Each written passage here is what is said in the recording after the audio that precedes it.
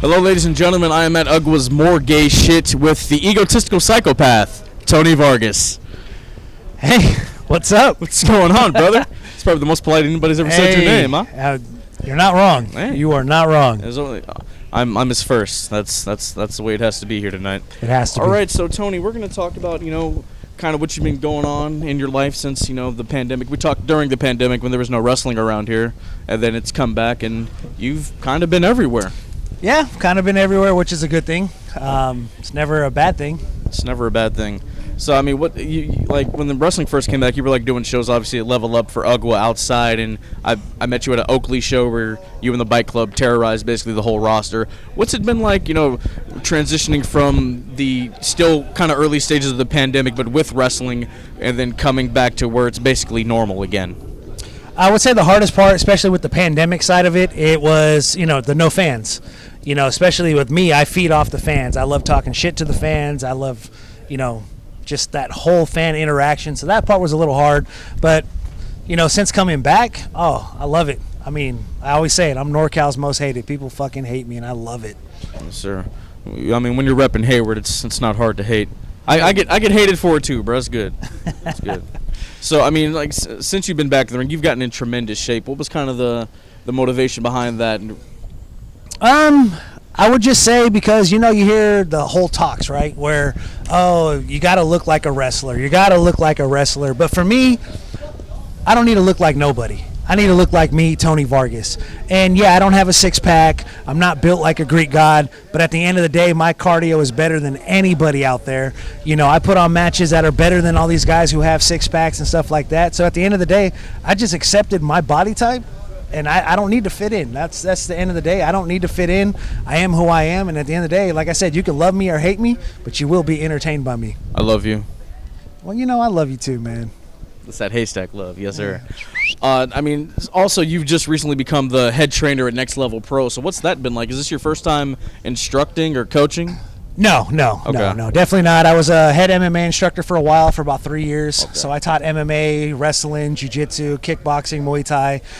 Is this your first time coaching pro wrestling? No, I helped out a little bit with BTW. Okay. When trainers would not be there or whatnot, depends on what happened. But I definitely helped out a little bit with BTW. But I can say right now with Next Level Pro, I love it. I love it. I love my students. Every single one of them come in hungry. It's rare they miss a class, which is a plus. So I mean, I just love it. God, I gotta get some of my wrestlers dedicated like that. Jesus Christ. I mean, so you've been doing more like non-death matches, just traditional singles matches as of late. What's that been like? It kind of shocks people because everyone assumes I'm just a death match guy. Yeah, you gotta hardcore. Which, don't get me wrong, I love it. Like, I love death matches. I love hardcore matches. To me, there's a story to it. Like, you see a lot of these guys that bell rings and right away it's glass and barbed wire. It's like, dude, you gotta tell that story. But, basic wrestling matches, I mean, I've done that for a while now. Like I always tell everybody, I can do a basic wrestling match. I can do a hardcore match. I can do a lucha match. Just what style do you want? And I'm down. Lucha, you say? Oh, I can do lucha. I haven't seen that yet. Oh, I mean, like I said, I was trained by Jason Styles, and yes, he's pretty big on the lucha stuff. So, I mean, Lucha I'm not going to Vargas? Hey, am I La Maquina? Oh, okay. All right. I see it. So how do you prepare for death matches? You don't. Nope. You just got to be. Okay. The thing is the mind over matter, right? If you don't mind, it doesn't matter. I mean, okay, gotcha. Yeah, the thumbtacks, the barbed wire, the glass, the kendo sticks, chairs, ladders, you name it. Oh, wind. At the end of the day, you can't really prepare for it. The one thing I would say is don't go in there scared. Okay. Because that's where the injuries happen. I always say if you're going to do something, you got to 100% commit. Because if you second guess 90% into it, that's where the injuries happen. Okay. In your deathmatch career recently in the last year, you've developed quite the rivalries with Big Baby Powder and Juicy Finau. You've battled both of those gentlemen over the Beast of the East title. You're in a triple threat tonight with Juicy and Funny Bone for the Beast of the East championship. So what do you like about facing Baby Powder and Juicy? I mean, at the end of the day, it doesn't matter who I face. Okay. But with these two individuals, like with Powder, man, I think he's definitely very underrated. Yeah. I don't think he gets the respect he deserves especially with the deathmatch community. This guy is willing to put it all on the line for everybody.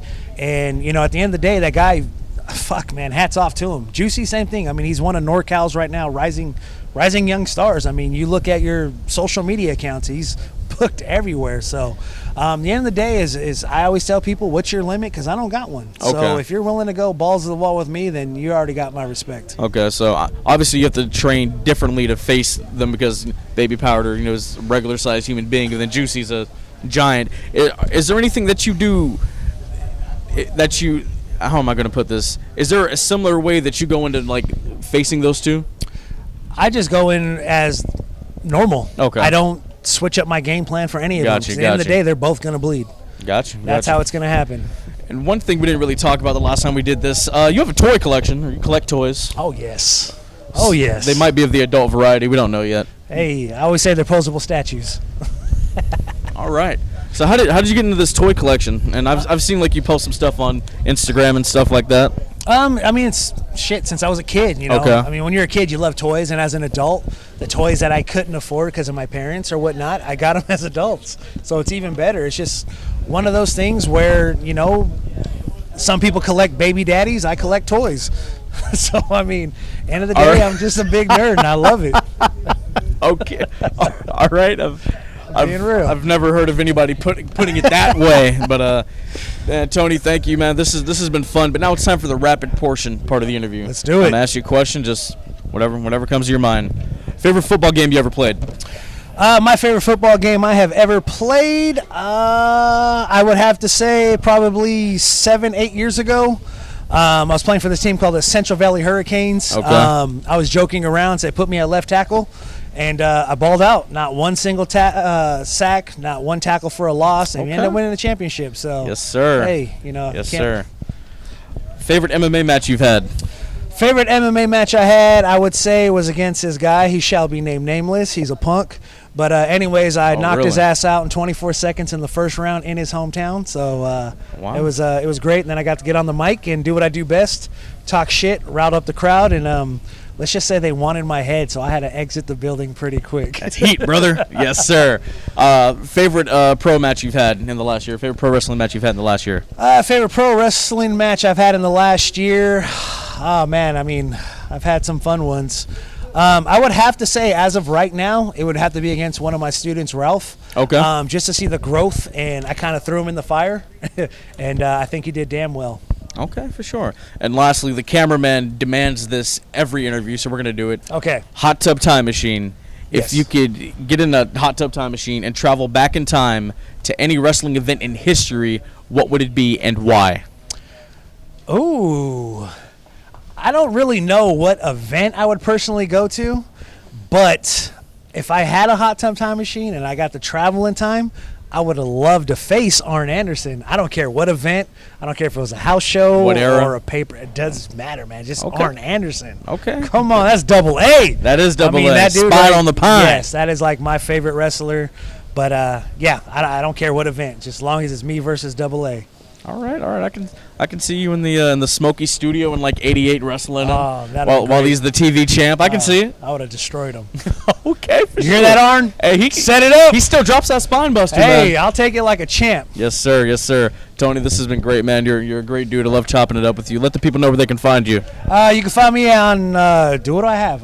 What's that? You have the Twitters? Instagram and Twitter. Yeah. Instagram is the machine _Tony _Vargas. Same with Twitter. Those are only two I have. So if you like it, cool, because I say some stupid shit. So if you get offended, that's on you. For sure. Tony Vargas, everybody.